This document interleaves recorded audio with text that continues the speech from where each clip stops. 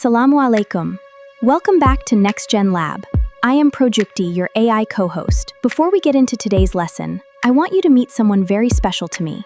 He is my mentor, my guide, and honestly, the one who taught me most of what I know.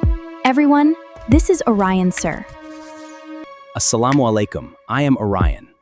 I will be seeing you in the lessons from time to time to help guide your journey now as well.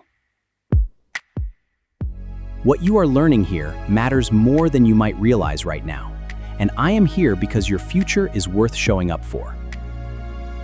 Today we talk about consent, clarity, and intent, your personal data, and how to create your own content without breaking the law. Tumiki toide. Cholo, shurukori. Are you ready? Let's go! Let's go.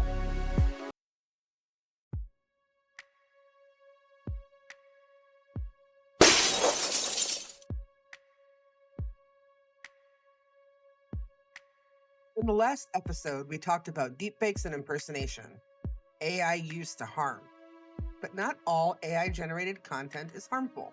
In fact, you've been watching ethically created AI content in this very series in every episode. So how do you tell the difference between AI content that is ethical and AI content that causes harm? There are 3 questions. These 3 questions work for any piece of AI-generated content you encounter or create. And they work every single time. Question 1. Did everyone involved agree?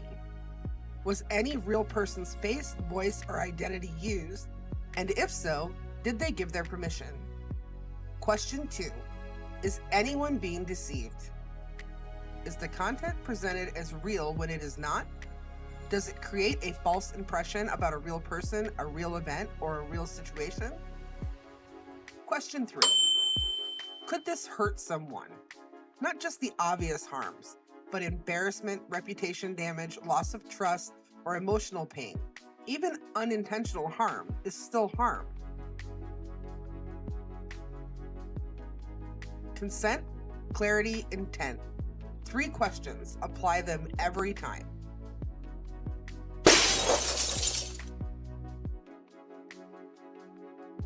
So let's apply those 3 questions to something you've already seen in this series. Every character you have watched in our story episodes, Mira, Zara, Kabir, Mr. Hazan, was created using AI. They are built entirely from scratch. No real person's face was used, no real person's voice was cloned, no real person's identity was taken without consent because there was no real person. These are fictional characters created specifically for this educational program. Did everyone involved agree? There was no one whose consent was needed because no real person's likeness was used. Clarity. These are clearly fictional characters in a clearly educational context. No one watching is being deceived into thinking these are real students. Intent. The purpose is to help you learn something that protects you. Harm? None.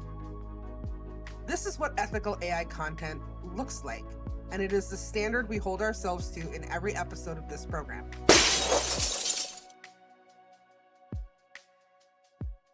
Here's an analogy that makes this easier to feel, not just understand. When a character wears a costume and performs a character on stage, everyone in the audience knows they are watching a performance. The actor is not pretending to actually be that person. There is no deception. The purpose is creative expression and storytelling. This is a costume. Now, imagine someone taking your identity card, your face, your name, your voice, and using it to open a bank account, sign a document, or say something in public that you never actually said. Nobody consented. The deception is the point. Harm is the outcome. This is identity theft. AI content works exactly the same way. A fictional AI character built for education is a costume. Taking a real person's face and putting words in their mouth without their knowledge or consent is identity theft, even when it is digital, even when it feels like a joke, even when it is only seen by a small group. The distinction is consent, clarity, and intent.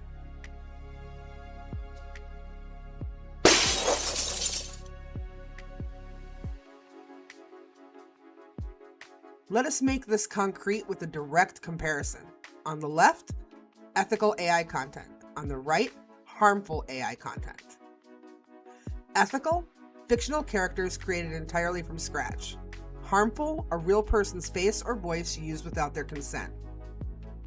Ethical, content that is clearly educational, creative, or fictional, with no attempt to deceive the audience. Harmful, content presented as real footage of a real person saying or doing something they never did. Ethical, the purpose is to teach, entertain, or create without causing harm to any real person. Harmful, the purpose is to embarrass, manipulate, deceive, or damage someone's reputation. Ethical, any real person involved gave their informed agreement before the content was created. Harmful, no consent was given, no consent was asked for, and the person may not even know the content exists. The 3 questions cut through all of this quickly. When in doubt, ask them. If you cannot answer yes to consent, clarity, and intent, do not create it. Do not share it. Do not be the person who made it. Create content you are proud to put your name on, because your name is always on it, whether it says so or not.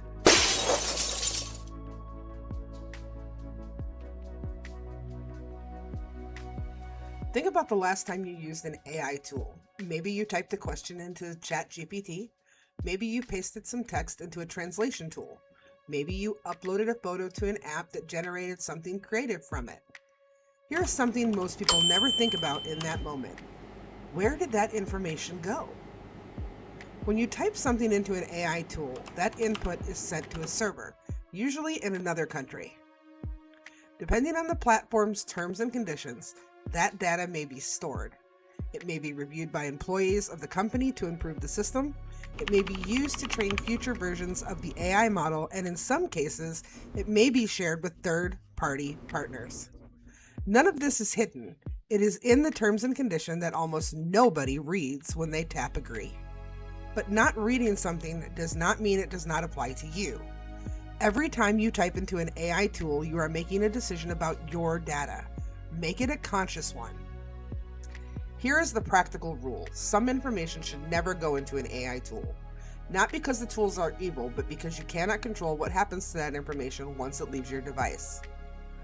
Your full name combined with your address or school name. Together, these create a profile that can identify your exact location in the real world. Password pins or account details of any kind. Even if you are asking an AI to help you create a password, do not paste an existing one. Private information about other people without their knowledge or consent. If Mira types Kabir's name and their school into an AI chat to ask for advice, Kabir never agreed to have his information sent to a server he has never heard of. Sensitive family information, such as financial details, medical information, or family disputes, these are private for a reason. Photos of yourself or others with location data attached. Many phone cameras embed GPS coordinates into photos automatically. Before uploading any photo, know what metadata is attached to it. And anything that feels private, if you would not hand that information to a stranger on the street, do not type it into a tool you do not fully understand. So here's a tool you can use with your photos. Google Photos allows you to view and remove location data from photos before sharing or uploading them. This prevents your physical location from being embedded in images you share online. To use it, open Google Photos on your phone, select a photo. Tap the 3-dot menu and choose Details. If a location is listed, tap Edit and remove it before sharing. Do this for any photo you plan to post publicly or send to an AI tool.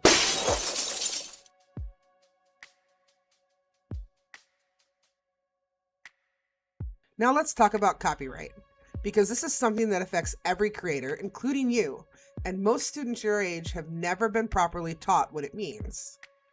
Copyright is the legal right that belongs to the person or organization who created something original. A song, a photograph, a written article, a video, a piece of code, a drawing. The moment something original is created, the creator owns it.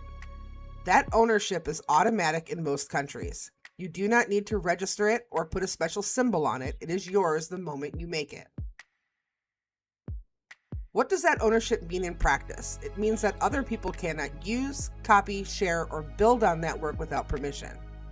Using someone else's copyrighted material without permission, even if you found it for free online, even if it has no visible copyright symbol, is copyright infringement. It is illegal. The most common mistake students make is this. If something is easy to access online, it must be free to use. This is not true. A song with 1 billion streams on YouTube is not free to use in your reel. A photograph you found on Google Images is not free to use in your presentation. Accessibility and permission are completely separate things.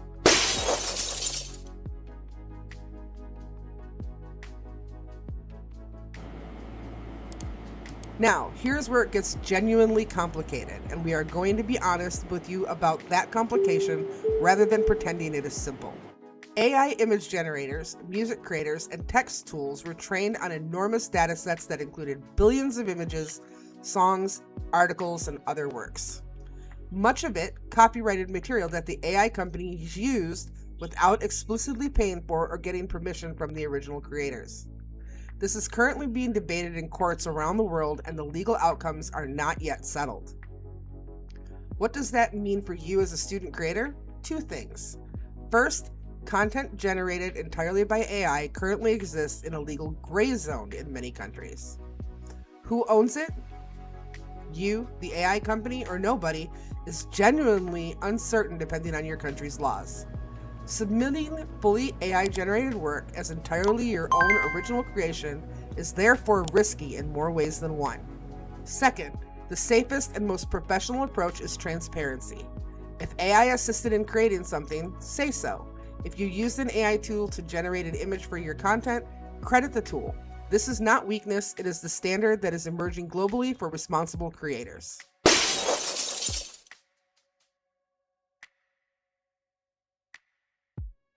Here's the good news. You do not need to use copyrighted material to make great content. There is an enormous library of high-quality, completely free-to-use music, photos, and video footage available for you right now. These are called royalty-free resources.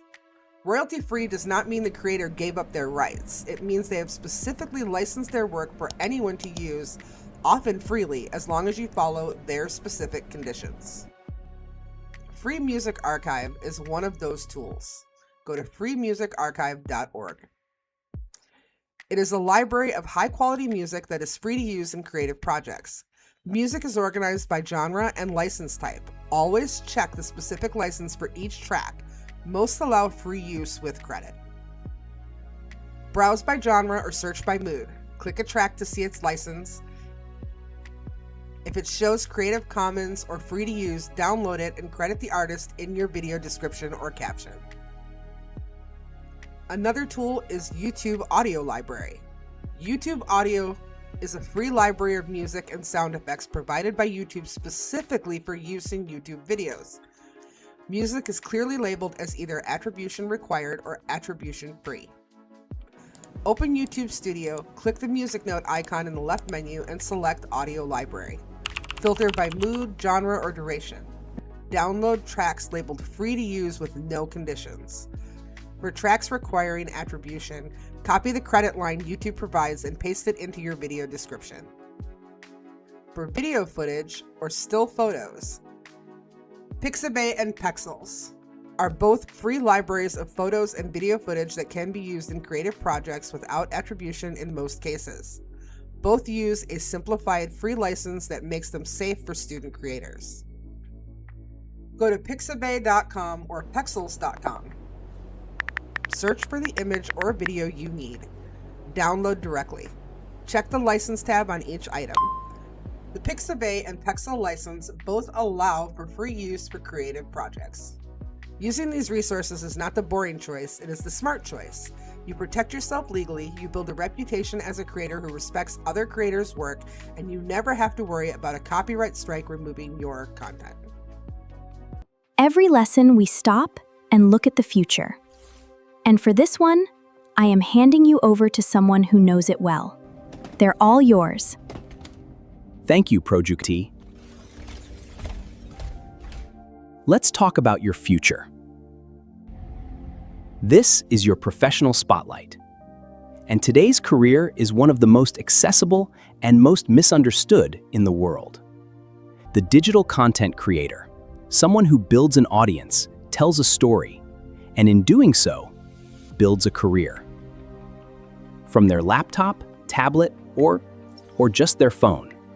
From anywhere in the world. From anywhere in Bangladesh. What does a digital content creator actually do each day? More than most people think. They plan, film, edit, publish, and then study what worked and what did not. Let's watch and find out more. Digital content creator is someone who plans, produces, and publishes original content for online platforms: YouTube, Facebook, Instagram, TikTok, and beyond. They build audiences around a specific focus, and they do it consistently with intention. Here's what an actual workday looks like. In the morning, a creator might review their analytics from the previous day's post. How many people watched, when they stopped watching, which thumbnail got more clicks. The data directly shapes what they create next. In the afternoon, they are filming. This might mean filming themselves on a phone propped against a stack of books, recording a screen capture, or shooting footage in their neighborhood. Professional creators spend more time planning a shoot than actually filming it. In the evening, they edit. CapCut, Premiere Pro, Final Cut, whatever the tool, the job is the same. They take raw footage and shape it into something that holds the viewer's attention from the beginning to the end. At the end of the day, they engage, replying to comments, building community, because a content creator without an audience is just someone talking to themselves. Content creation is not luck, it is planning, production, consistency, and community, repeated every single week. Here is what I want you to understand about this career. The path starts now, not at university, not after HSC, right now, today, with whatever phone you have in your hand. Here's the roadmap. The skill comes from doing, not from waiting until you are ready. And your first step begins the second the screen changes. Step 1. Start creating today. It does not matter how small your first video is. Pick one topic you know something about and make something. The skill of content creation is built by doing it. Step 2. Study what works. Watch successful creators in your area of interest and analyze them deliberately. Why did that video get 1 million views? What did the thumbnail look like? How did they open the first 10 seconds? What was the structure? You are not copying, you are learning. Step 3. Build skills alongside your content. Learn basic video editing. CapCut is free and is enough to start.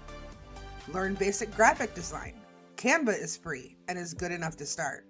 Learn how to write a title that makes someone want to click. These are real professional skills. Step 4. If you choose to study formally, media and communication, journalism, marketing, or digital design degrees all build directly on content creation skills. But a degree is not the only path, and it is not always the fastest one. Step 5. Monetize. Brand partnerships, sponsored content, YouTube AdSense, digital products, online courses. Bangladeshi creators are already earning in US dollars from international brand partnerships, from Dhaka, from Chittagong, from anywhere with a phone and an internet connection. You may be asking yourself, what does this career pay? The honest answer is, it varies more than any other profession. The range is wide, but the opportunities are real. Let's look at the numbers and show what this could be worth. As a freelance creator in Bangladesh working with local brands on sponsored content, you can expect to earn between 20,000 and 80,000 taka per month once you have built a meaningful audience. Typically 5,000 to 50,000 engaged followers depending on the platform and niche. Working in-house as a content creator or social media manager for a Bangladeshi company, a startup, an NGO, a fashion brand, a tech company, entry-level salaries range from 25,000 to 40,000 taka per month. Mid-level with 2 to 3 years of experience reaches 50,000 to 90,000 taka. International brand partnerships are where the real earning potential opens up. A Bangladeshi creator with 50,000 genuine followers in a specific niche, gaming, technology, education, food, can command between $500 and $3,000 per sponsored post from international brands targeting South Asian audiences. And the ceiling is genuinely open. The most successful Bangladeshi YouTube and Facebook creators can earn equivalent to senior corporate salaries entirely from their content. This is one of the only careers in the world where your 14-year-old self can start building the portfolio that gets you hired at 22. This work is happening right now in Bangladesh, in Dhaka, in Chittagong, in towns and cities across the country. It is already here. Take a look.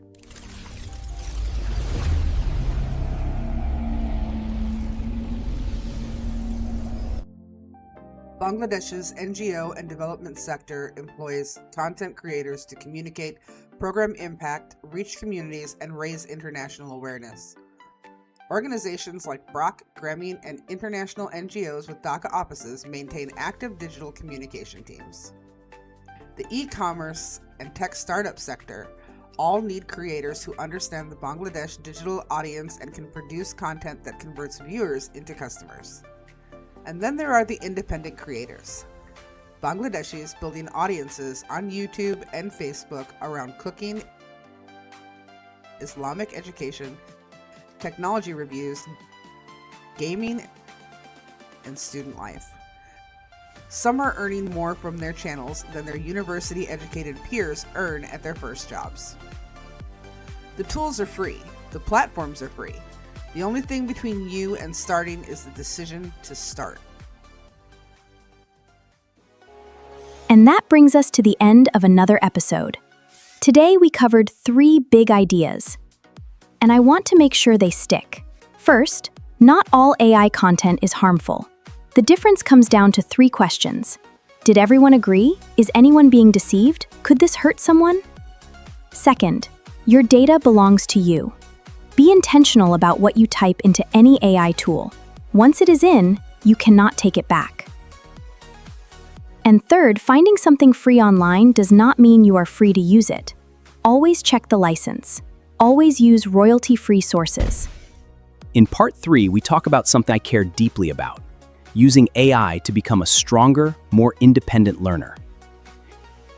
The tools are free. The knowledge is yours. All you need to bring is the intention to use them well. If you are on YouTube, subscribe and ring that bell because NextGen Lab drops new content every week. Completely free, just for you. If you're watching us on Facebook, hit that thumbs up and follow button right now. And turn on your notifications so you never miss an episode. Share this video with a classmate, a teacher, or a parent who needs to see this. Because good knowledge should never stop at one person. Until next time, keep learning, keep growing, and remember, technology is not the future. AI is not the expert. You are. Allah Hafiz. And we will see you next time on NextGen Lab.